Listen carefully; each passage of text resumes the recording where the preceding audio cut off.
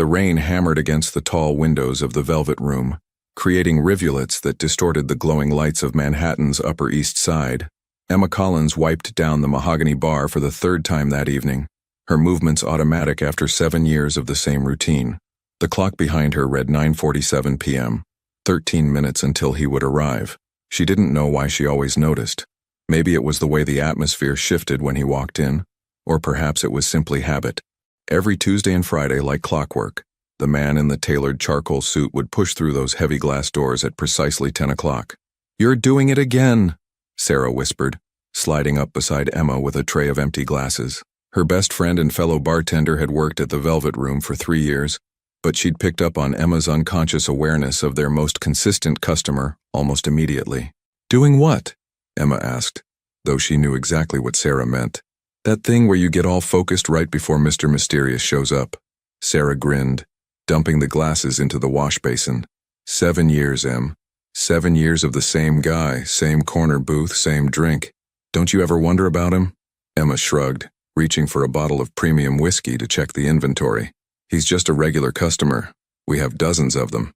"Yeah, but none of them look like they walked out of a magazine spread for Dangerous Men Monthly." Sarah laughed, but her expression grew more serious. "And none of them have guys in suits who clear out half the room just by existing." That part was true. Emma had noticed over the years that whenever the man arrived, certain other patrons would finish their drinks quickly and leave. The staff had learned to keep the 2 tables nearest his preferred corner booth empty, though no manager had ever explicitly stated that rule. It was just understood. The Velvet Room catered to New York's elite, corporate executives, old money families, celebrities who wanted privacy. The bar's dark wood paneling, leather booths, and dim amber lighting created an atmosphere of exclusivity and discretion. Emma had served senators, Broadway stars, and tech billionaires, but none of them commanded attention quite like him. "I mind my own business," Emma finally answered, arranging clean glasses on the back shelf. "That's why I've lasted 7 years in this place. People come here because we don't ask questions." Sarah opened her mouth to respond, but the soft chime of the entrance door cut her off. Both women glanced at the clock simultaneously. 10:00 p.m. exactly. He entered as he always did. Purposeful strides, dark eyes scanning the room in a way that seemed casual but wasn't. His charcoal suit was impeccably tailored, probably custom-made to fit his tall, athletic frame. Dark hair, slightly longer on top, with just a hint of gray at the temples that Emma guessed put him somewhere in his late 30s. His face was all sharp angles and strong lines, the kind of handsome that intimidated rather than invited. 2 men followed him at a respectful distance, both wearing dark suits and expressions that suggested they were more than simple business associates. They took positions at the bar while he moved toward his usual corner booth, the one with a clear view of both entrances and the back hallway. "Your turn," Sarah murmured, already moving toward the other end of the bar. Emma took a steadying breath. Ridiculous, really, that after 7 years she still felt that small flutter of nerves, and reached for the bottle of Macallan 25. She poured exactly 2 fingers into a crystal tumbler, no ice, and placed it on a small serving tray with a cloth napkin. The walk to his booth took perhaps 20 seconds, but Emma was acutely aware of every step. She could feel eyes on her, not just his, but those of his companions at the bar and the handful of other patrons who recognized the hierarchy at play. "Good evening," she said, setting the glass down on the dark wood table. "Your usual." He looked up from his phone, and for a moment his dark eyes met hers. They were the color of espresso, almost black in the dim lighting, and they held an intensity that made her want to look away. But she'd learned years ago that looking away felt like weakness, so she held his gaze. "Thank you, Emma." His voice was deep, smooth, with the faintest trace of an accent she'd never quite placed. Italian, maybe, though softened by years in New York. He'd learned her name within the first month of his visits. She'd never learned his. "Is there anything else I can get for you?" she asked, maintaining her professional demeanor. "Not at the moment." His eyes lingered on her face for a heartbeat longer than necessary. "How have you been?" It was unusual for him to ask. Their interactions were typically brief, transactional. Emma felt off balance. "I've been well, thank you. Busy, but that's nothing new. You work too many shifts." It wasn't a question. "I've noticed you're here every night this week."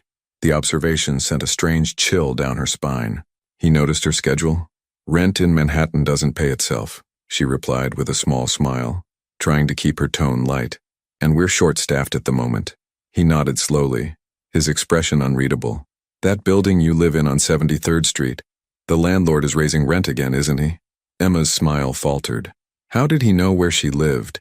She'd never mentioned it. Her mind raced through possible explanations, each more unsettling than the last. She started, but he raised a hand slightly. I apologize. That was inappropriate.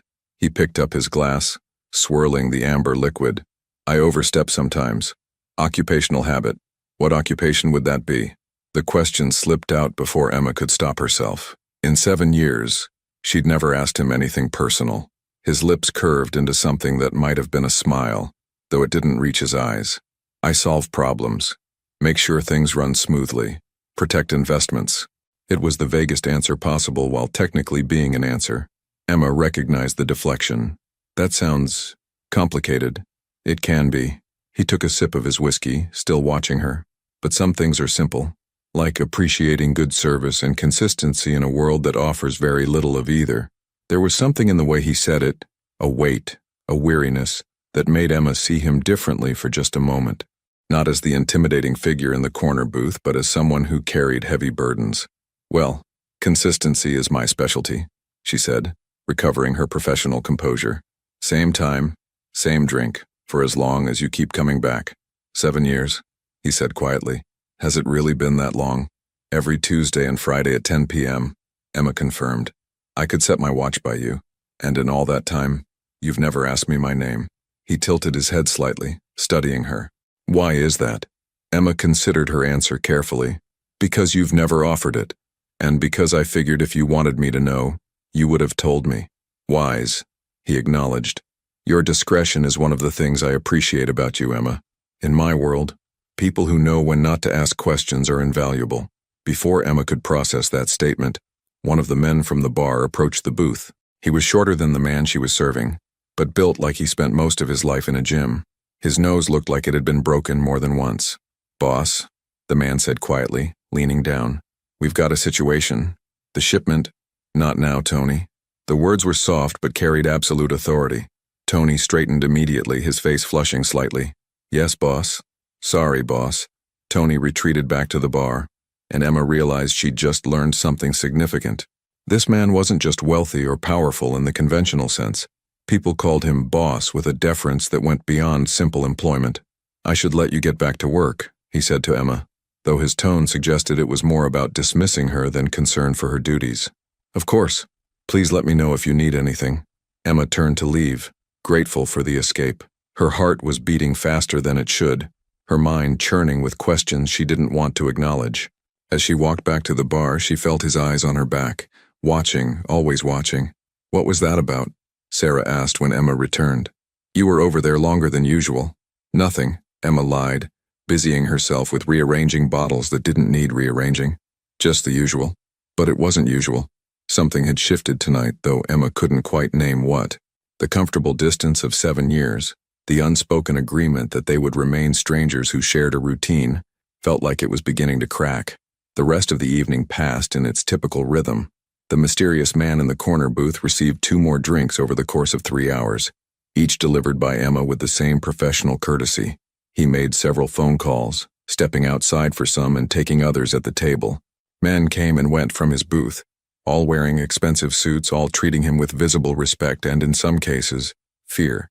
Emma tried not to watch, but it was impossible not to notice. The Velvet Room had always attracted powerful people, but there was something different about him.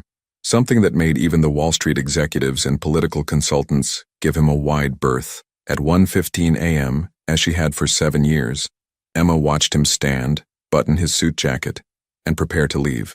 He always left cash on the table, far more than the cost of his drinks, and never waited for change. Tonight, however, he paused at the bar on his way out. Emma was counting receipts, and she looked up in surprise when he stopped directly in front of her. Emma, he said, and she noticed that Tony and the other man had moved to flank him, hands crossed in front of them like Secret Service agents. I want you to know something. Yes? Her voice came out smaller than she intended. This bar, this neighborhood, it's under protection. That protection extends to everyone who works here. His dark eyes held hers with an intensity that made her breath catch. If anyone ever makes you feel unsafe, If anyone threatens you or makes you uncomfortable, I want you to tell me. Can you do that? Emma didn't know what to say. The statement itself was kind, protective even, but the implication was disturbing. Protection from what? And why would he offer it to her specifically? Thank you? It came out as a question. He nodded once, seeming satisfied. Have a good night, Emma. I'll see you Friday. And then he was gone, his two companions falling into step behind him as they exited into the rainy Manhattan night. Sarah immediately appeared at Emma's elbow. Okay, what was that? I have no idea, Emma admitted, staring at the door where he disappeared. Her hands were shaking slightly, and she pressed them flat against the bar to steady them. That was weird, right? That was definitely weird. Sarah's eyes were wide. That guy is not just some businessman, you know that, right? I don't know anything, Emma said firmly. But even as she said it, she knew it wasn't true. She did know. She'd known on some level for years, but had chosen not to acknowledge it. The deference, the security, the way people behaved around him, it all pointed to something outside the boundaries of legitimate business. Maybe you should ask Marcus, Sarah suggested, referring to their manager. He's been here longer than either of us. He probably knows who that guy really is. Emma shook her head. No, if there's one thing I've learned working here, it's that some things are better left unknown. But as she finished closing down the bar that night, as she walked to the subway station through streets still wet from earlier rain, Emma couldn't stop thinking about him, about the way he'd known where she lived, about the protective statement, about 7 years of careful distance suddenly feeling less secure. Her apartment was small and outdated, a fifth-floor walk-up in a building that had seen better decades. But it was hers, and it was safe, and it was separate from the velvet room and the mysterious world that existed in that corner booth. As Emma unlocked her door and stepped inside, she noticed something that made her freeze. On her small kitchen table, where there had been nothing when she left for work, sat a white envelope. Her heart pounding, Emma approached slowly. The envelope was expensive paper, heavy and cream-colored, with her name written across it in elegant script. Inside was a single card and 5 crisp $100 bills. The card read, "For the rent increase. Consider it a thank you for 7 years of excellent service. You shouldn't have to work yourself to exhaustion. LM." Emma's hands shook as she held the card. LM. Those were his initials. But more disturbing than the money or the gesture was the inescapable fact that someone had been inside her apartment. Someone had crossed the sacred boundary between her professional life and her private world. She walked to her window and looked out at the Manhattan skyline, its million lights glittering against the dark sky. Somewhere out there, he was awake too, watching over his empire, solving problems, protecting investments, and somehow, impossibly, terrifyingly, she had become one of those investments. Emma Collins didn't sleep that night. She sat at her kitchen table staring at the money and the card, knowing that everything had changed. 7 years of comfortable routine had ended the moment he decided to notice her, as more than just the bartender who served his drinks. She didn't know what came next. But as Friday's shift approached with its inevitable 10 p.m. arrival, Emma realized, with a mixture of dread and something else she didn't want to name, that she was about to find out. The man in the corner booth had made his move, and there was no going back to the way things were before. Emma had replayed the conversation with herself 100 times since Tuesday night. She would return the money. She would politely but firmly establish boundaries. She would make it clear that while she appreciated his generosity, she couldn't accept gifts from customers no matter how well-intentioned. But Friday came, and the envelope with its $500 remained in her kitchen drawer, untouched. Every time she reached for it, planning to bring it back, something stopped her. Fear? Curiosity? Or perhaps the uncomfortable reality that her landlord had indeed raised the rent, and those bills would cover exactly the difference she couldn't afford. "You look exhausted," Sarah observed as they prepared the bar for the evening shift. "Did you sleep at all this week?" "Not much," Emma admitted, arranging glassware with more force than necessary.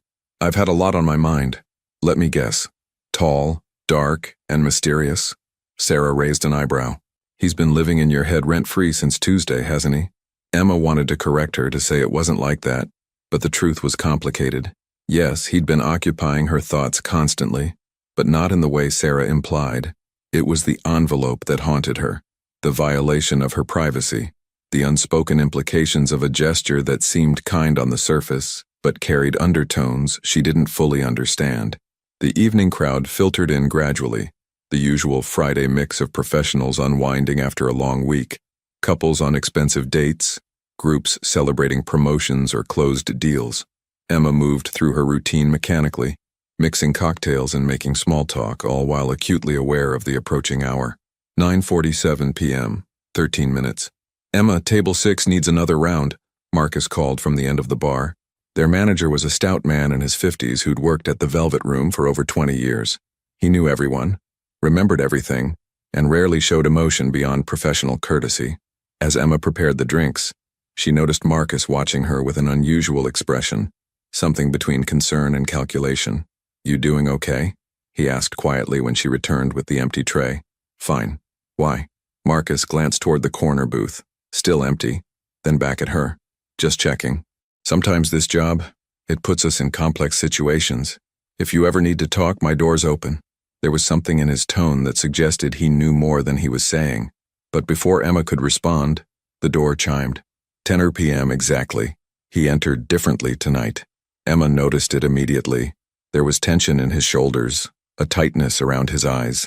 The two men who accompanied him, Tony and another she recognized from Tuesday, seemed more alert, their eyes constantly scanning the room. Something was wrong. He moved to his usual booth but didn't sit immediately. Instead, he stood, buttoning and unbuttoning his suit jacket, a nervous gesture Emma had never seen from him before. When his eyes found hers across the room, there was an intensity that made her breath catch. Emma prepared his drink without being asked, her hand steady despite the anxiety coiling in her stomach. As she approached the booth, she noticed he was on his phone, speaking in rapid Italian. His voice was low, controlled, but there was an edge to it. He ended the call as she set down his glass. Emma, her name on his lips sounded different tonight, weighted with something she couldn't identify. "Your usual," she said, falling back on routine because it was all she had. "Thank you." He gestured to the seat across from him. "Sit with me for a moment." It wasn't a request. Emma glanced back at the bar where Sarah was watching with wide eyes. Marcus gave her a subtle nod. Permission, or perhaps acknowledgement of something inevitable. Emma slid into the booth, feeling exposed and uncertain. This wasn't how things worked. 7 years of boundaries, and now everything was shifting too fast. "Did you receive my gift?" he asked, his dark eyes studying her face. "I did." Emma chose her words carefully. "It was very generous, but I can't accept it. I brought it with me tonight to return." "No." The single word carried absolute finality. It wasn't a gift. It was compensation for services rendered. "But I haven't rendered any services beyond serving drinks," Emma protested. "That's already part of my job." His lips curved into something that might have been a smile. "You've provided something far more valuable than drinks, Emma. Consistency, normalcy, a few hours each week where the world operates by simple, predictable rules." He leaned forward slightly. "Do you have any idea how rare that is?" Emma didn't know how to respond. The vulnerability in his words contradicted everything about his intimidating presence. "I need you to understand something," he continued, his voice dropping lower. "The world I operate in is complicated. There are people who would use any perceived weakness against me. Relationships, connections, they're all potential leverage. I don't understand what that has to do with me," Emma said, though part of her was beginning to suspect. "You've been a constant in my life for 7 years. People notice patterns. And some people," he paused, jaw tightening, "some people make assumptions about what those patterns mean." Before Emma could process that statement, the atmosphere in the Velvet Room changed. It was subtle at first. A shift in energy, a sudden alertness in Tony and his companion at the bar. Emma saw them exchange glances, hands moving inside their jackets. 3 men entered the bar. They wore expensive suits, but there was something different about them. Sharper, more aggressive. The lead man was tall with silver gray hair, wearing a smile that didn't reach his cold blue eyes. Emma watched as every muscle in her companion's body tensed. His hand moved to touch her arm, his grip gentle but urgent. "Emma, I need you to stay calm and do exactly as I say." "What's happening?" Fear crept into her voice. "Those men, they're not here for drinks." His eyes never left the approaching group. "They're here because of me. And because you're sitting at this table right now, they're going to notice you." "I should leave." Emma started to slide out of the booth, but his hand tightened on her arm. "No, moving now draws more attention. Just stay still." The 3 men approached their booth, The silver-haired man's smile widened as his gaze moved between Emma and the man across from her. Liam Moretti, the stranger said, his voice carrying across the suddenly quiet section of the bar. We need to talk. So that was his name, Liam Moretti. After 7 years, Emma finally knew. This isn't the time or place, Vincent, Liam said calmly, though Emma could feel the tension radiating from him. Call my office. Schedule an appointment. Vincent laughed, but there was no humor in it. Your office hasn't been returning my calls, so I thought I'd come somewhere you frequent. See what's so special about this place. His eyes landed on Emma, and she felt examined, catalogued, assessed. Or perhaps who's so special? The lady has nothing to do with our business, Liam said, his voice dropping to a dangerous register. She's simply an employee here. Is that so? Vincent leaned against the booth, his proximity making Emma want to shrink back. 7 years is a long time to be simply an employee. That kind of loyalty is rare.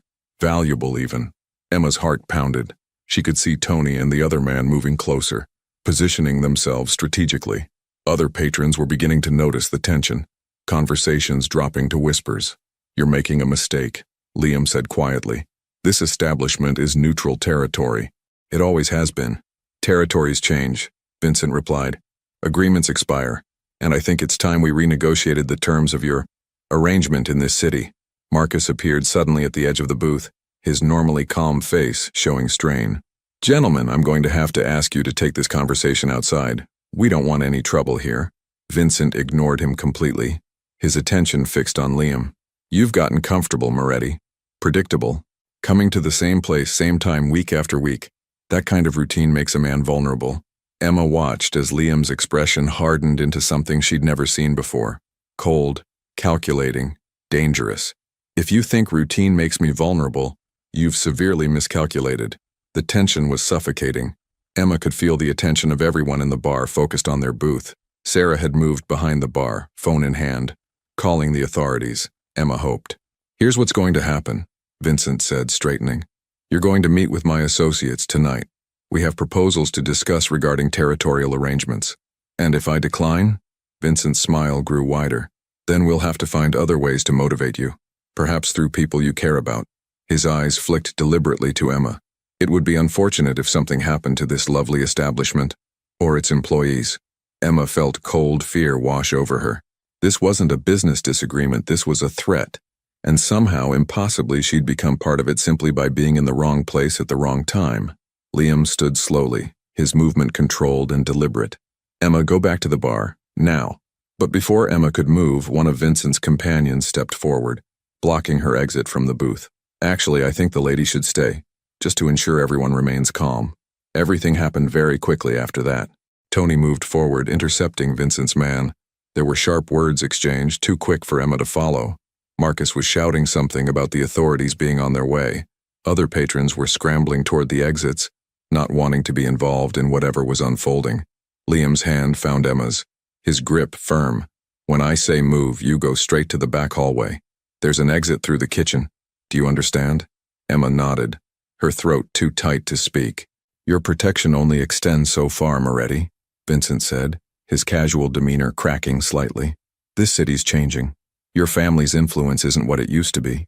My family has been protecting this city's interests for 3 generations, Liam replied, his voice carrying authority that seemed to fill the space. We'll still be here when opportunists like you are long forgotten. Vincent's face flushed with anger. Big words from a man who's about to lose everything he's built. The only thing I'm about to lose is my patience, Liam said. You have 10 seconds to leave this establishment. If you're still here after that, we'll resolve this my way instead of yours. For a long moment, the two men stared at each other, a battle of wills playing out in silence. Emma could hear her own heartbeat, feel the trembling in her hands. The bar had gone almost completely quiet, everyone frozen in place. Finally, Vincent stepped back. This isn't over, Moretti. Not even close. He glanced once more at Emma, his expression making her skin crawl. I hope for everyone's sake that you're not as attached to this place or its people as it appears. The 3 men retreated toward the entrance, but their departure didn't ease the tension. If anything, it seemed to intensify it. The moment they were gone, Liam turned to Emma, his expression shifting from cold authority to something like concern. Are you all right? What just happened? Emma's voice shook. Who were those people? What did they want? Liam exchanged a glance with Tony, some silent communication passing between them. Emma, I need you to listen very carefully. What you witnessed tonight puts you in a complicated position. Complicated how? Those men, they're competitors. They operate in the same business sphere as my family, and now they've seen you with me, sitting at my table during what they perceive as a vulnerable moment. Liam's jaw tightened. They're going to make assumptions, dangerous assumptions. Emma felt like the floor was tilting beneath her. What kind of assumptions? That you matter to me, that you could be used as leverage. He ran a hand through his hair, the first truly agitated gesture she'd ever seen from him. I've put you at risk, and I take full responsibility for that. I'm just a bartender, Emma protested, hearing the edge of panic in her own voice. I served you drinks, that's all. They can't possibly think. 7 years, Emma. Every Tuesday and Friday. People in my world pay attention to patterns. They look for weaknesses, for pressure points. His dark eyes held hers with unsettling intensity. And right now, whether you like it or not, you've become visible to people who would exploit any perceived connection to me. Marcus approached the booth cautiously. Liam, the authorities will be here soon. You should probably. I'm aware. Liam's tone was clipped. Has your security footage been secured? Already handled. The last 30 minutes will show nothing unusual. Just normal Friday night business. Marcus glanced at Emma apologetically. I'm sorry you got caught up in this. Emma looked between the two men, realization dawning. You knew. You've known all along who he is, what he does. Marcus had the grace to look uncomfortable. This establishment has operated successfully for 40 years because we understand discretion. We serve our clientele without judgment and maintain privacy for all parties. Discretion?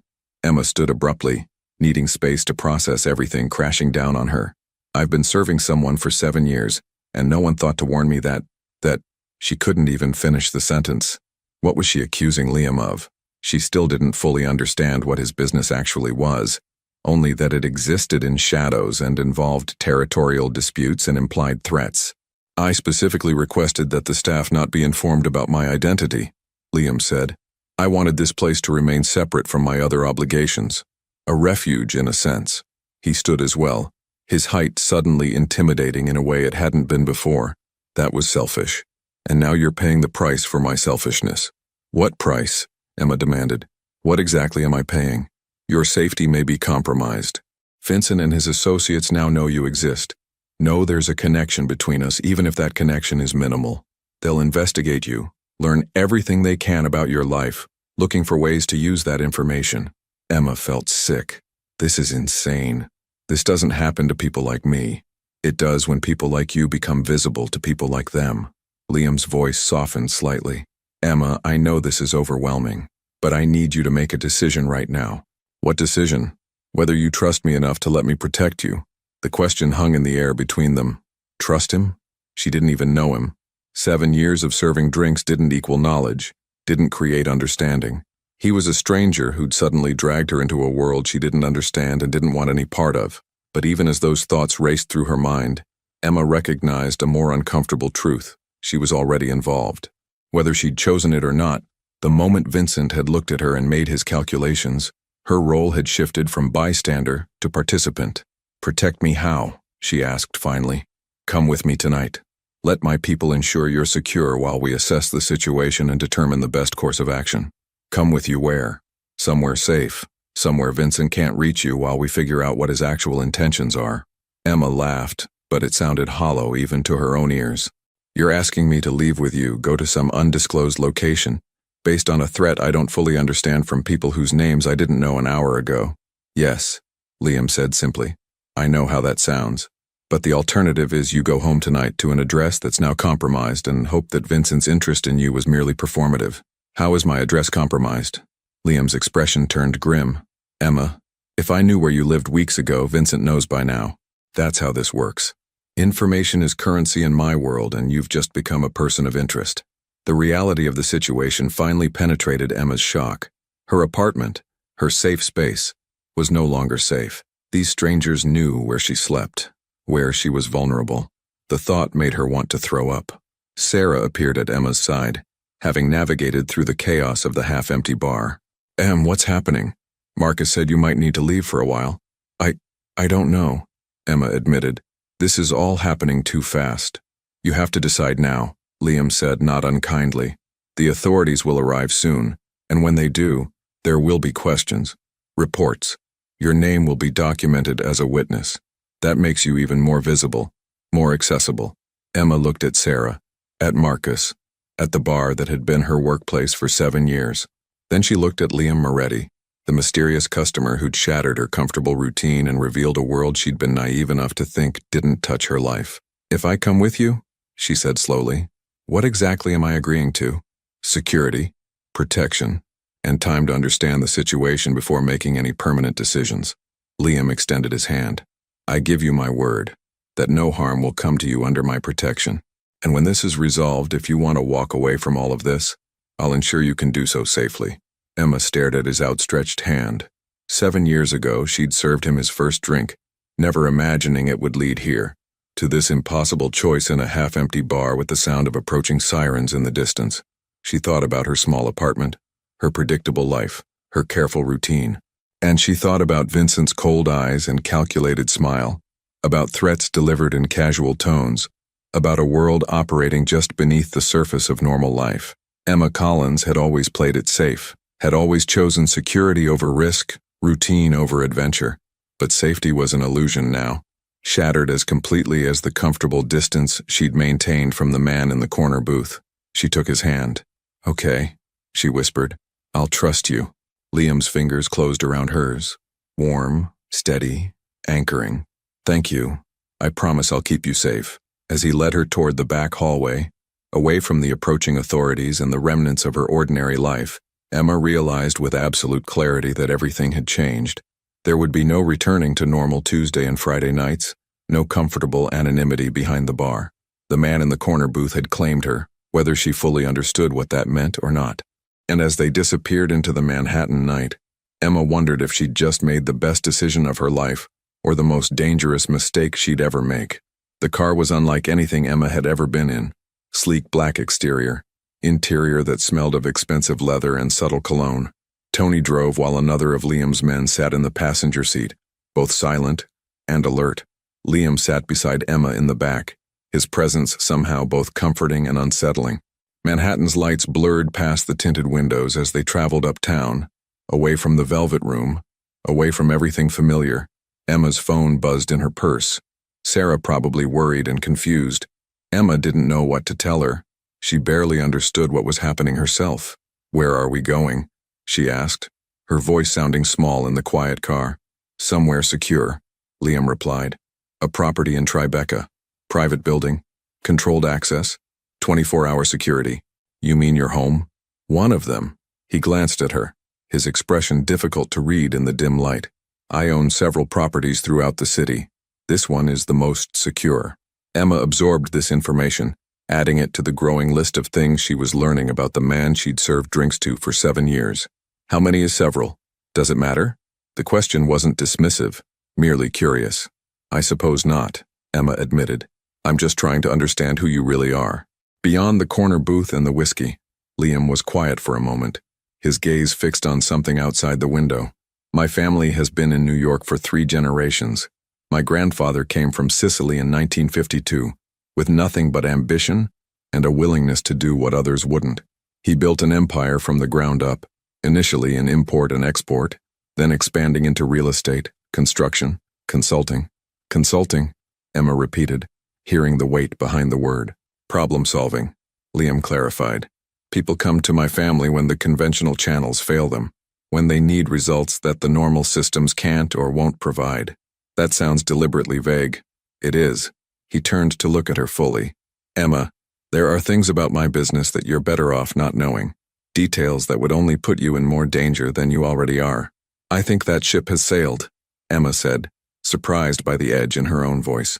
I'm sitting in your car being driven to your secure property because your business competitors threatened me in my workplace. I'm already in danger. Maybe I deserve to know why.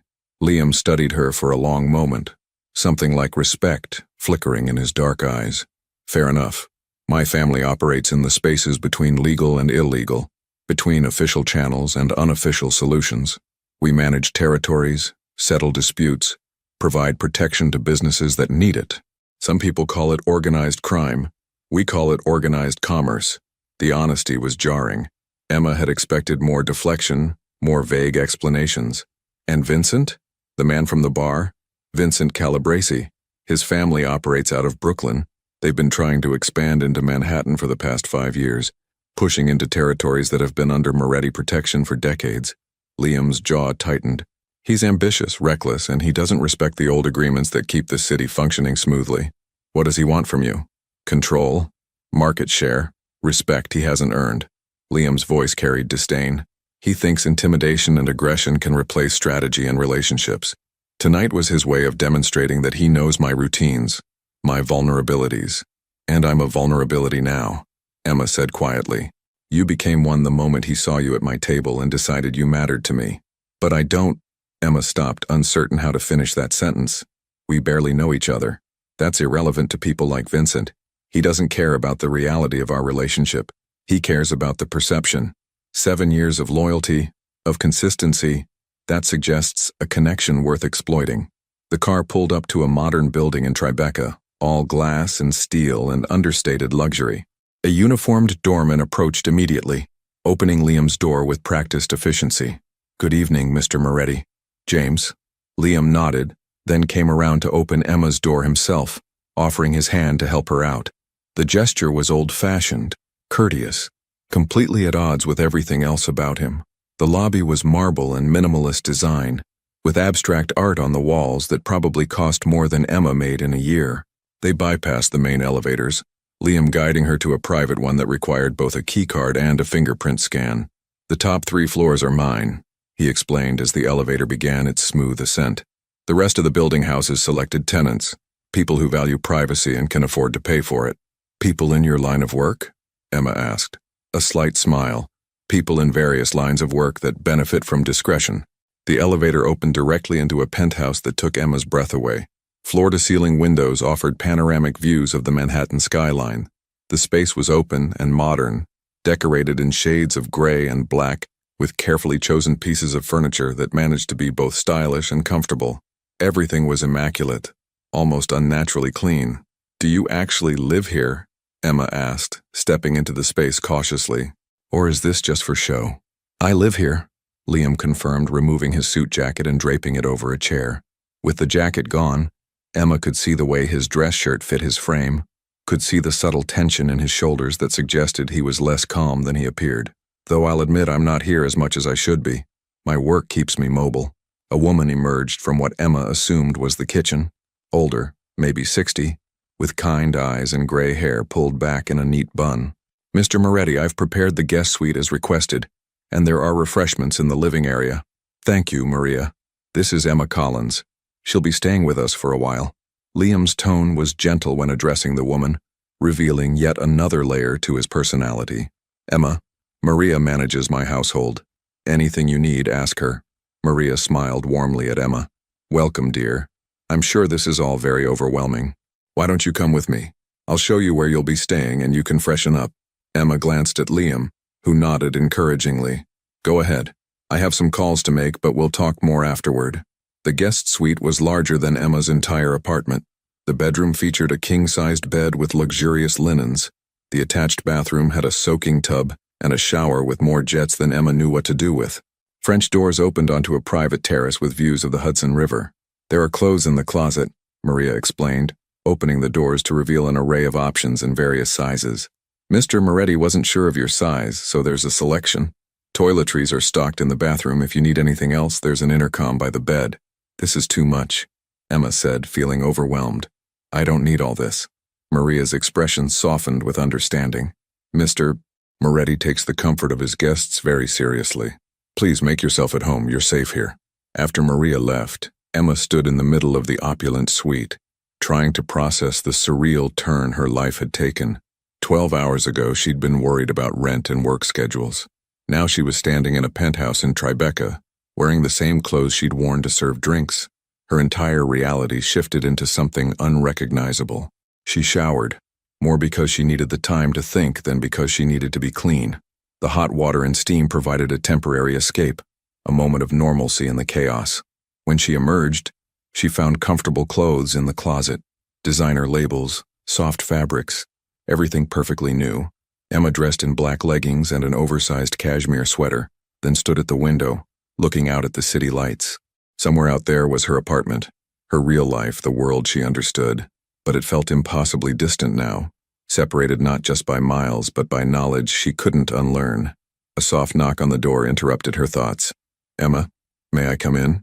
Liam's voice respectful, seeking permission in his own home. "Yes." He entered, having changed into dark slacks and a gray Henley that made him look younger, less formal. In his hands were 2 glasses and a bottle of wine. "I thought you might need this." "I don't usually drink on the job," Emma said, then laughed at the absurdity of the statement, "though I suppose I'm not exactly on the job anymore." "No," Liam agreed, moving to the terrace doors. "May I?" They stepped outside into the cool night air. The terrace had comfortable seating and subtle lighting that didn't interfere with the view. Liam poured wine for both of them, then settled into one of the chairs, gesturing for Emma to do the same.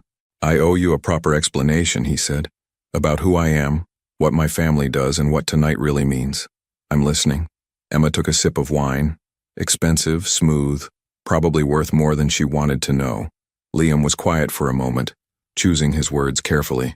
"My grandfather, Antonio Moretti, came to New York with a dream of building something permanent, but he arrived to find a city already divided, already controlled by families who'd established themselves decades earlier.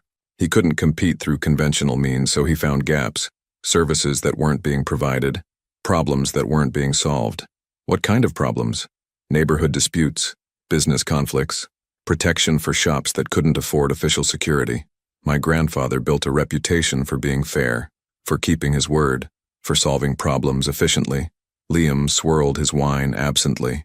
"Over time, that reputation grew. The family expanded. We diversified our interest. Real estate, construction companies, consulting firms, all legitimate on paper. But," Emma prompted, "but the foundation of everything we do exists in relationships built on trust and fear in equal measure. We maintain order in territories that official channels can't fully control. We settle disputes that would otherwise escalate into chaos. We protect businesses that pay for protection." "That's extortion," Emma said quietly. "It's complicated."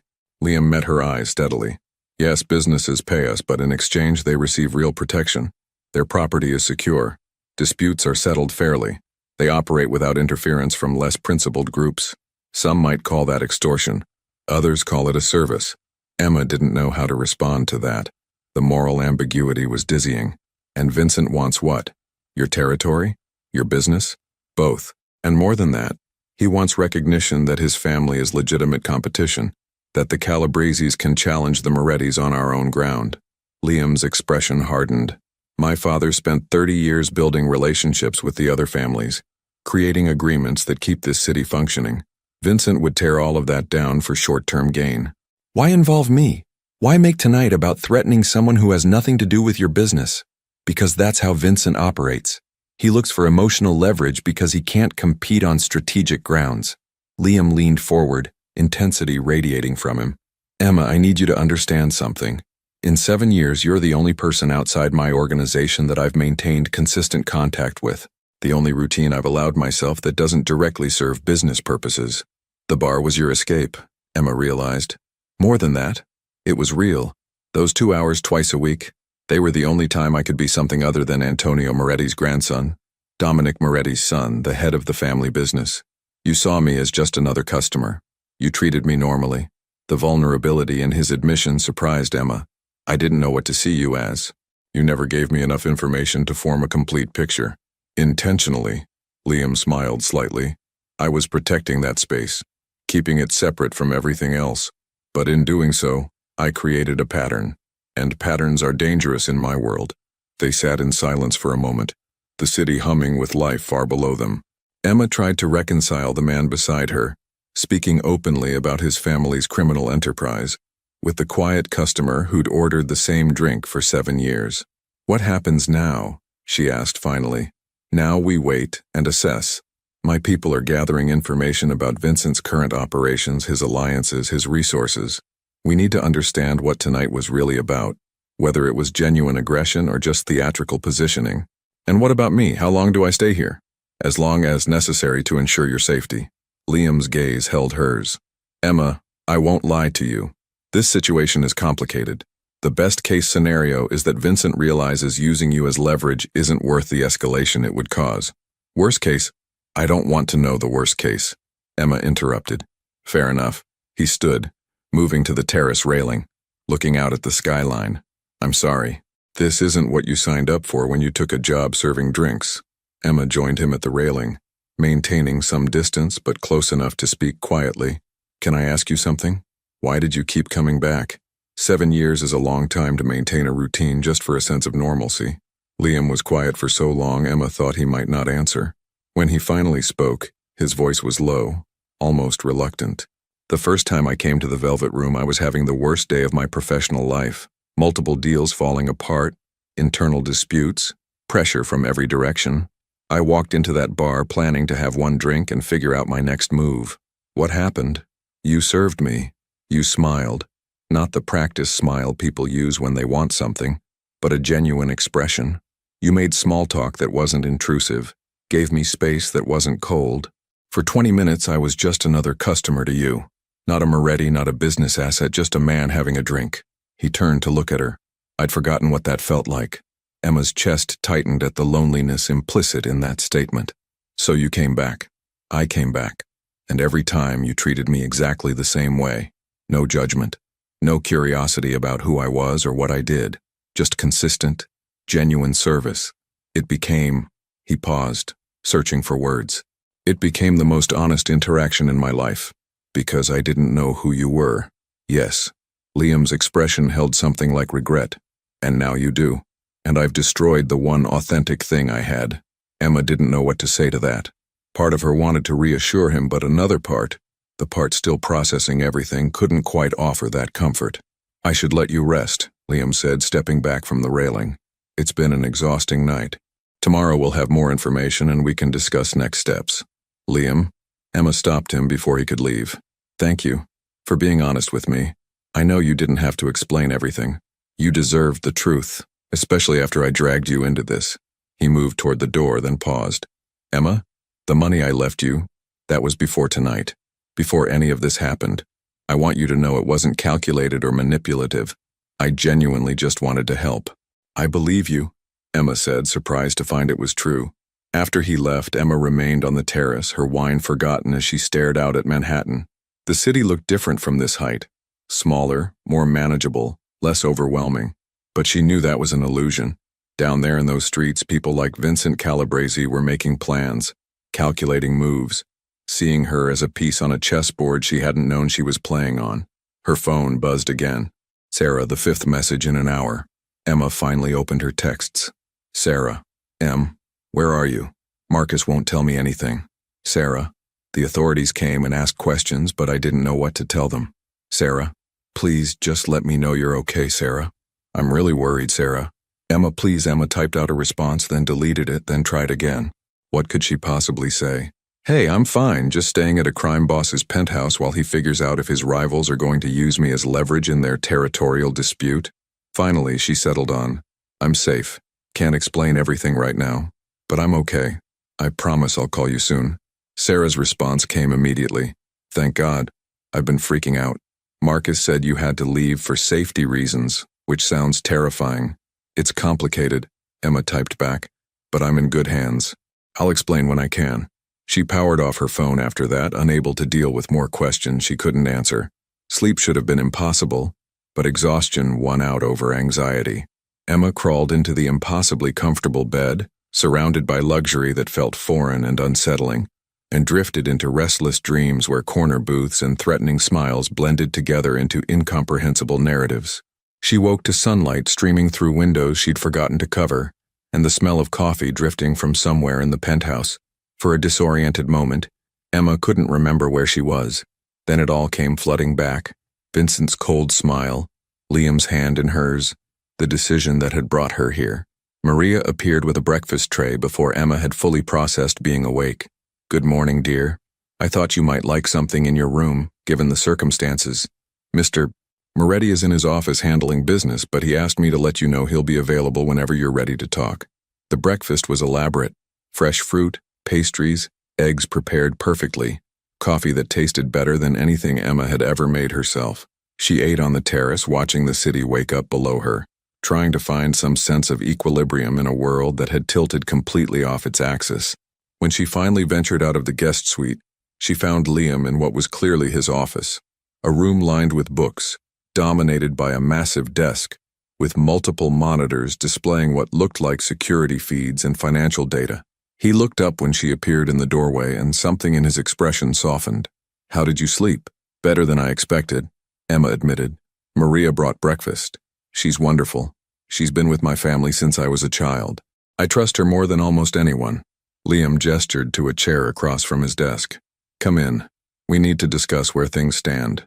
Emma settled into the leather chair, her stomach knotting with anxiety. "What have you learned?" "Vincent's making moves throughout the city, meeting with families that have historically been neutral, testing alliances, building resources." Liam's expression was serious.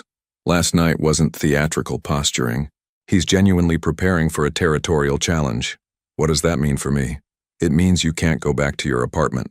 Not yet. Probably not for several weeks at minimum." Liam leaned back in his chair. "Emma, I know this isn't what you want to hear, but your life as you knew it, that's on hold indefinitely." The reality of that statement hit Emma like a physical blow. Her apartment, her job, her routine, all of it suspended, possibly destroyed, because she'd been in the wrong place at the wrong time. "This isn't fair," she said quietly. "No," Liam agreed. "It's not. And if I could undo it, give you back your normal life, I would, but I can't. All I can do is keep you safe while we navigate through this." Emma looked at this man, this criminal, this protector, this person who'd been a stranger and a constant simultaneously for 7 years, and realized she was angry. Angry at him for creating the pattern that had made her visible, angry at Vincent for threatening her, angry at herself for taking his hand and trusting him when every logical instinct had screamed to run. But underneath the anger was something else, a strange, unwelcome awareness that despite everything, despite the fear and the uncertainty, she didn't feel entirely unsafe in his presence, that the man who'd ordered whiskey neat for 7 years had revealed himself to be exactly what he'd seemed, someone seeking a moment of genuine human connection in a life defined by strategy and power. "What do I do now?" Emma asked, hearing the exhaustion in her own voice. "Now?" Liam stood, moving around the desk to sit in the chair beside her rather than across from her, a subtle shift in dynamic that felt significant. "Now you learn about my world, because whether we like it or not, you're part of it, and the only way to stay safe is to understand the rules." Emma looked into his dark eyes and saw determination, regret, and something else she couldn't quite name. "Teach me then. Show me how to survive in your empire." Liam reached out, his hand hovering near hers before gently covering it. "I will. I promise you, Emma. I'll keep you safe, no matter what it costs." As his fingers intertwined with hers, Emma realized she'd crossed another threshold. She wasn't just a witness anymore, wasn't just collateral damage in someone else's war. She was inside the empire now, and there was no going back to the woman who'd simply served drinks and asked no questions. That version of Emma Collins was gone, replaced by someone who would need to learn to navigate a world of power, danger, and impossible choices. And the man beside her, Liam Moretti, crime boss, protector, the customer from the corner booth, would be her guide through it all. 3 weeks had passed since Emma Collins walked out of the Velvet Room and into Liam Moretti's world. 3 weeks of living in a penthouse that felt like a gilded cage, of learning names and faces and rules she'd never known existed. Emma stood at the window of the small library on the second floor, watching the city below, people living normal lives that felt increasingly foreign to her. "You're up early." Liam's voice came from the doorway. He was already dressed in another impeccably tailored suit, his hair still damp from a shower. "Couldn't sleep," Emma admitted. "Sarah texted again yesterday asking when I'm coming back." "What did you tell her?" "That it's complicated and I'll explain everything soon." Emma turned from the window. "Except I don't know if that's true anymore." Liam crossed the room to stand beside her, maintaining the careful distance he'd preserved for 3 weeks. Despite the forced proximity, he'd been respectful, almost formal. It was both comforting and frustrating. "Vincent's been quiet," he said. "Too quiet. Whatever he's planning, it's bigger than a simple territorial dispute. And I'm still the weakness he thinks he can exploit." "Yes." Liam's jaw tightened. "Which is why I need to ask something of you. There's a meeting tonight. representatives from several families. Vincent will be there, and I want you to come with me. What? Why would you?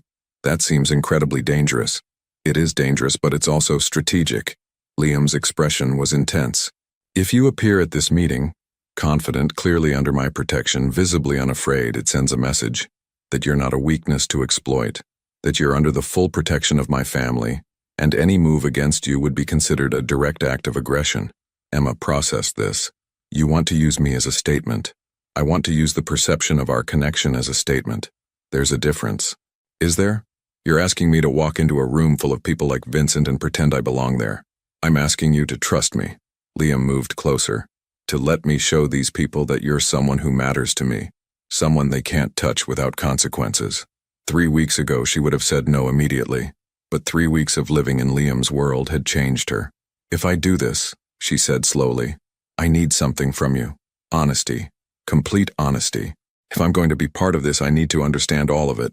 Liam studied her for a long moment. All right. What do you want to know? Everything. How your family really operates. What Vincent actually wants. What happens to me when this is over? He led her to his office, poured them both coffee, then settled into his chair. My family's operations span multiple sectors. On paper, we own 17 legitimate businesses. Restaurants, construction companies, real estate holdings. These generate real revenue and employ hundreds of people. And off paper, we provide services that exist in legal gray areas, protection for businesses where official law enforcement is insufficient, dispute resolution for conflicts that can't be settled through conventional channels, and we take a percentage of everything that happens in territories under our protection. That's racketeering, Emma said quietly. By legal definition, yes. But territories under Moretti protection have lower rates of serious incidents, fewer business failures, more stable communities. We have a vested interest in prosperity. He leaned forward. The world isn't divided neatly into legal and illegal, moral and immoral. It's complicated. Emma tried to reconcile her moral framework with these explanations. And Vincent? What does he want? Liam pulled up a map on one of his monitors, showing different colored sections overlaying Manhattan. These blue areas, that's us. Red is Vincent's family in Brooklyn. Vincent wants Manhattan. Specifically the territories my family has protected for 3 generations. That's a lot of territory. It represents billions in annual economic activity. But more than money, he wants legitimacy. The Calabrese family has always been considered secondary. Vincent thinks taking Moretti territory would change that perception. And I became a symbol of your vulnerability, Emma realized. Unless I show up as something other than a victim tonight. Yes. Emma joined him at the window, standing close. What happens if this doesn't work? If Vincent isn't deterred, then things escalate. He'll make moves against our business interests, try to turn our allies. Liam's voice was tight with tension. I've spent 5 years building relationships, maintaining peace. Vincent could destroy all of that. You really care about this? It's not just about power or money. I believe in protecting what my family built, in maintaining order. He turned to look at her. And I believe that I owe you better than what you've gotten. You deserve to stay in that normal, safe life. You didn't drag me, Emma said softly. I took your hand that night. I made that choice. Liam's hand lifted, almost touching her face, before dropping back to his side. Emma, I'll do it, she interrupted. I'll go to the meeting tonight, but I need you to understand something. Over these past 3 weeks, I've gotten to know you, the real you. And what I've learned is complicated and messy, but it's real. What are you saying? I'm saying that if I'm going to walk into that meeting tonight and convince a room full of dangerous people that I matter to you, then I need to know. Do I actually matter to you? Liam's careful control cracked. Emma, you've mattered to me since the first night I walked into that bar 7 years ago.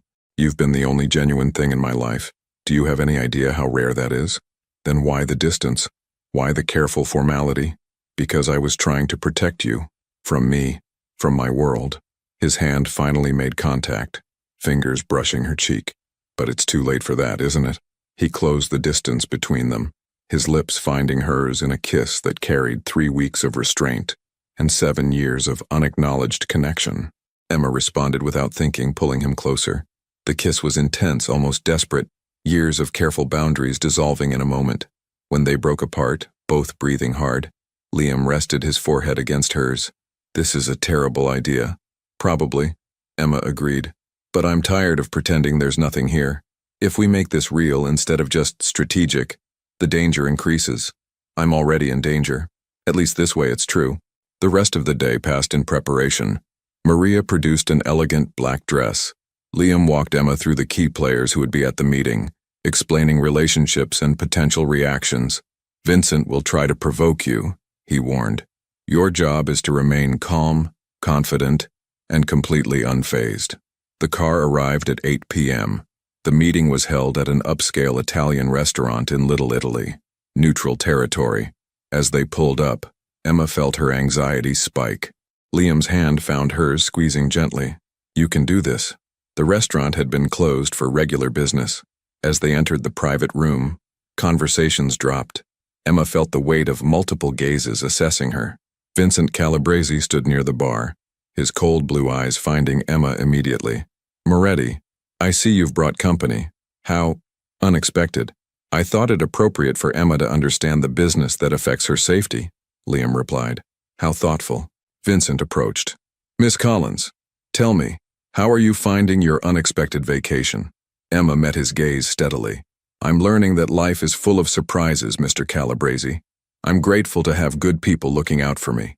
Good people, Vincent repeated. Is that what you call them? I call them what they've proven themselves to be. And in my experience, actions matter more than assumptions. Something flickered in Vincent's eyes. Surprise, perhaps, or reassessment. The meeting itself was structured but tense. Representatives discussing territorial boundaries and profit-sharing agreements. Emma sat beside Liam, silent but attentive, her presence a constant reminder of the personal stakes. She watched him work, negotiating, mediating, commanding respect through competence. This was Liam in his element. Vincent made several more attempts to unsettle her throughout the evening. Pointed comments, insinuations. Each time, Emma responded with measured calm. By the time the meeting concluded, Emma could sense a shift. She wasn't being viewed as a victim anymore. As they prepared to leave, Vincent approached Emma when Liam stepped aside briefly. You're smarter than I gave you credit for, Vincent said quietly. Playing the loyal companion. It's impressive. I'm not playing anything, Emma replied. I'm simply being myself. Are you? Or have you convinced yourself that you belong in this world? Vincent's smile was cold. That confidence only extends as far as Moretti's protection, and protection can be withdrawn. Is that a threat? It's an observation. This world has rules, and one of those rules is that nothing, and no one, is truly safe. Liam appeared at Emma's side, his expression darkening. Is there a problem? No problem, Vincent said smoothly, just offering Miss Collins some friendly advice. Emma has all the guidance she needs. The ride back was silent, both processing the evening's implications. Emma stared out the window, Vincent's words echoing in her mind. Inside the penthouse, Emma kicked off her heels. You were incredible tonight, Liam said. The way you handled Vincent. You showed them you weren't intimidated. I was terrified, Emma admitted. Vincent's threat at the end wasn't just bravado. Liam's expression was grim. This isn't over, Emma. Tonight escalated things. He saw that you matter to me. Really matter. Because I do, Emma said, turning to face him. That kiss this morning, that wasn't strategy. What I feel for you isn't strategy. Liam crossed the room, pulling her into his arms. No, it's not. And that terrifies me more than anything Vincent could threaten. Because it makes you genuinely valuable to him. Genuinely vulnerable. Then we face it together, Emma said. No more careful distance. No more pretending. His kiss was his answer. Deep, desperate, full of everything they'd been holding back. When they finally broke apart, Liam's eyes held hers. There's no going back after this. Once we cross this line, everything changes. Everything already changed the night I took your hand and left the bar. As he led her toward his bedroom, Emma realized she'd crossed the final threshold. She wasn't playing a role anymore, wasn't pretending to belong in Liam Moretti's world. She was choosing it, choosing him. Despite the danger, despite the impossibility, despite every logical reason to run, the bartender from the Velvet Room was gone, replaced by someone stronger, braver, more certain. There was no going back, only forward, into whatever came next, together. Emma woke to sunlight streaming through floor-to-ceiling windows and the warmth of Liam's arm draped across her waist. For a moment, she allowed herself to simply exist in that space, safe, content, connected to someone in a way she'd never experienced before. Everything had changed last night, not just physically, but fundamentally. She'd crossed a line she couldn't uncross, made a choice she couldn't unmake, and she had no regrets. Liam stirred beside her, his dark eyes opening to find her watching him. "Good morning," he murmured, his voice rough with sleep. "Good morning." Emma touched his face, tracing the strong line of his jaw. "No regrets?" "None." His hand covered hers. "You?" "None," she confirmed, "though I imagine today is going to be complicated. Today and every day after." Liam agreed. He sat up, the sheets pooling at his waist. Vincent saw what he needed to see last night. Now he'll make his move. As if summoning the chaos through speaking of it, Liam's phone buzzed urgently on the nightstand. He reached for it, his expression darkening as he read the messages. "What is it?" Emma asked, sitting up as well. "Vincent's making his play. 3 of our protected businesses were approached this morning with offers to switch allegiance. He's also meeting with the Russo family. They've been neutral for years, but if he brings them to his side..." Liam was already moving, getting dressed with efficient purpose. "What does that mean?" "It means the careful balance I've maintained for 5 years is about to collapse unless I can counter his moves." He paused, looking at her with an intensity that made her breath catch. "Emma, I need to ask something of you. Something bigger than last night's meeting." "What?" "Come with me today. Not just as someone under my protection, but as my partner. Let me show the families that you're not a weakness. You're my strength." Emma processed this request. "You want me to be visible, publicly connected to you. More than that, I want you to be involved, to meet my people, understand the businesses, see how this actually works." Liam sat on the edge of the bed, taking her hands in his. "I know what I'm asking. I know it's a lot. But if we're doing this, if we're really together, then you need to be part of my world completely, not hidden away, but present." 3 weeks ago, the request would have terrified her. Now, after everything she'd learned and experienced, Emma found herself nodding. "Okay, show me your empire. Teach me how to be your queen." The words hung between them, weighted with significance. Liam's grip on her hands tightened. "That's exactly what you'll be. And once the families see that, once they understand you're not going anywhere, Vincent's leverage disappears." They dressed quickly. Emma in tailored pants and a silk blouse that Maria had somehow procured, Liam in another perfectly cut suit. Tony and 2 other men were waiting when they emerged, along with a 3rd car that hadn't been there the night before. "Security's been increased," Liam explained as they descended to the garage. "Until we understand Vincent's full strategy, we're not taking chances." Their first stop was a construction site in Midtown, one of the Moretti family's legitimate businesses. The foreman, a thick-shouldered man named Sal, greeted Liam with obvious respect, and Emma with curious assessment. "Sal, this is Emma Collins.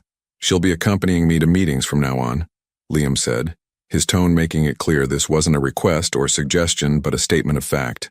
"Ma'am," Sal nodded to Emma. "Welcome." As they toured the site, Liam explained the business, how the construction company operated, how it connected to other Moretti interests, how it provided legitimate employment while also serving as a hub for coordination and communication. Emma watched how the workers interacted with Liam, respect mixed with genuine affection. These weren't people who feared him. They trusted him. "This is what my grandfather built," Liam said quietly as they stood overlooking the construction. "Real businesses providing real jobs. Yes, they're connected to other interests, but they're also the foundation of communities." Their next stop was a restaurant in Little Italy, one Emma recognized from last night's meeting, though they entered through a different door this time, into private offices above the dining room. Several men were already waiting, including the older gentleman who'd spoken to Liam the previous evening. Emma recognized him as Angelo Marchetti, head of one of the oldest families in the city. "Liam, Miss Collins." Angelo stood, gesturing to seats. "Thank you for coming." "Angelo," Liam's tone was respectful, "I appreciate you reaching out. We need to discuss Vincent's movements. He approached my nephew this morning with proposals that, frankly, concern me." Angelo's gaze moved to Emma. "Miss Collins, forgive my directness, but your presence in Liam's life has accelerated situations that were already tense." "I understand," Emma said, keeping her voice steady. "I didn't choose to become involved, but I'm here now, and I want to understand how I can help rather than hinder." Something shifted in Angelo's expression. Approval, perhaps. That's a mature perspective. Vincent is using you as a symbol of Liam's supposed weakness. But if you're not a weakness, if you're clearly an asset, then his entire strategy falls apart. That's why I brought her today, Liam said. I want the families to see that Emma isn't hidden away or protected like a liability. She's with me, by choice, fully aware of what that means. The meeting continued for over an hour. Discussions of territorial agreements, Vincent's overtures to neutral families, strategies for maintaining the delicate balance of power. Emma listened more than she spoke, but when she did contribute, her observations were met with consideration rather than dismissal. By the time they left, Emma could see the shift. Angelo wasn't viewing her as a complication anymore. He was viewing her as part of Liam's organizational structure. That went well, Liam said as they returned to the car. Angelo's support is crucial. If he backs us publicly, Vincent loses significant credibility. Us, Emma repeated. When did it become us instead of you? Liam pulled her close in the back seat, heedless of Tony's presence in the front. The moment you walked into that meeting last night, the moment you chose this instead of running, the moment you became mine. The possessiveness in his tone should have bothered her. Instead, it sent warmth through her chest. And you're mine, she said firmly. That's how this works, right? Partnership, not ownership. His smile was genuine, reaching his eyes in a way she rarely saw. Partnership. I like that. Their afternoon included 3 more stops. A consulting firm that Emma quickly realized handled dispute resolution, a real estate office managing Moretti properties, and finally a restaurant where they met with 2 more family representatives. At each location, Emma was introduced not as someone under protection, but as Liam's partner. The message was clear and consistent. She wasn't going anywhere. By evening, Emma was exhausted but exhilarated. She'd spent the day inside Liam's world, really inside it, not just observing from the protected distance of his penthouse. One more stop, Liam said as they drove downtown. This one's important. They pulled up to the Velvet Room. Emma's heart clenched at the sight of the familiar entrance, the place where everything had started 7 years ago. Why are we here? She asked. Because this is where it began. And because the people who work here deserve to know you're all right. Liam helped her out of the car. And because I want Vincent to know that we're not hiding. Inside, the bar was preparing for the evening shift. Sarah was behind the bar and froze when she saw Emma enter with Liam, their hands intertwined, security flanking them. Sarah's voice was uncertain. Oh my God, Emma! Emma rushed forward, embracing her friend. I'm so sorry. I know I've been terrible about communication. Are you okay? What's happening? Marcus said you had to leave for safety but wouldn't explain why. Sarah pulled back, her eyes moving from Emma to Liam and back. Are you with him? Like, really with him? Yes, Emma said simply. It's complicated, but yes. Marcus emerged from the back office, his expression unreadable. Emma, Mr. Moretti, this is unexpected. Marcus. Liam's tone was respectful. I wanted Emma to be able to see her workplace, her friends, to know that she hasn't abandoned this part of her life, even though circumstances have changed. Changed how exactly? Marcus asked, though Emma suspected he already knew. Emma is with me now, under my complete protection and part of my organization. Liam's statement was clear. The Velvet Room remains neutral territory as always, but I wanted there to be no confusion about Emma's status. Marcus nodded slowly. I see. Emma, your position here is always open if you want it, but I understand if your priorities have shifted. Emma looked around the bar, the space where she'd worked for 7 years, where she'd built a life, where she'd served the mysterious man in the corner booth, without knowing it would lead to this. My priorities have shifted, she admitted, but this place will always matter to me. The people here matter to me. Sarah hugged her again. I don't fully understand what's happening, but I'm glad you're safe. And happy. You look happy, Em. Different, but happy. I am, Emma realized. Different, definitely, but happy. They stayed for another hour, Emma introducing Liam properly to the staff, showing him behind the bar where she'd worked, sitting in the corner booth where he'd spent every Tuesday and Friday for 7 years. 7 years, Emma said, sliding into the familiar leather seat. You sat here for 7 years and I never really knew you. You knew me better than anyone, Liam corrected, sitting beside her instead of across. You knew the parts of me that existed outside the empire, outside the business, the parts that were just human. And now I know all of you, the empire and the human. Emma leaned against him. It's overwhelming sometimes, but it's real. It's real. Liam confirmed. And it's ours now. Whatever comes next, we face it together. They returned to the penthouse as evening turned to night, the city lights creating a glittering backdrop. Inside, Maria had prepared dinner, a quiet meal, just the two of them, a moment of normalcy in the midst of chaos. Vincent will have heard about today, Liam said over wine.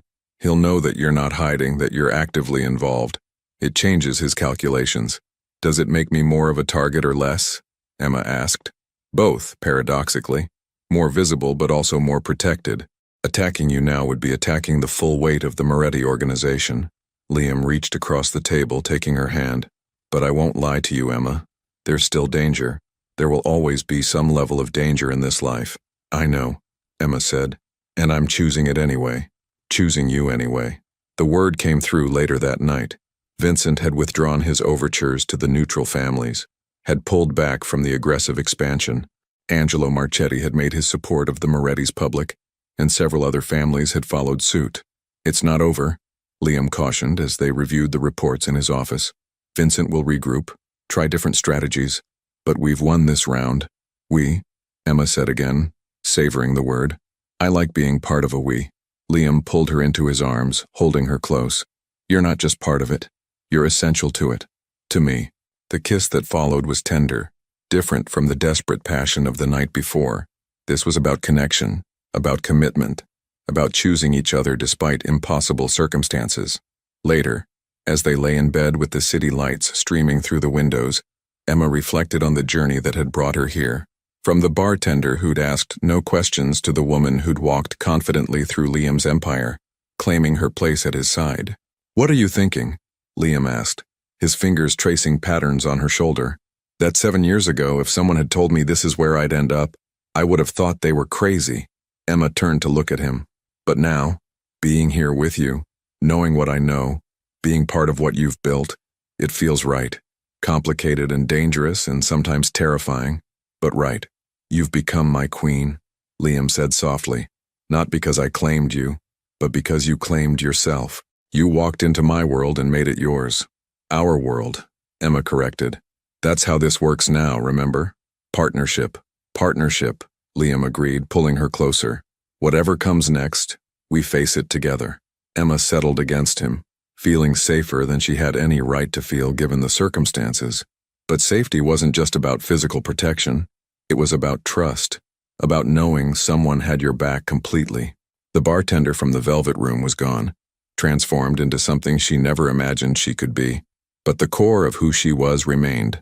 The woman who'd served drinks with grace and dignity, who'd treated everyone the same regardless of their status, who'd chosen genuine connection over fear. That woman had simply expanded, grown, adapted to circumstances she never could have predicted. And as sleep claimed her, wrapped in Liam's arms with the city humming beyond the windows, Emma knew with absolute certainty that she'd made the right choice. She'd taken his hand that first night and stepped into the unknown. Now, weeks later, she understood that the unknown had become home, their empire, their world, their future, together.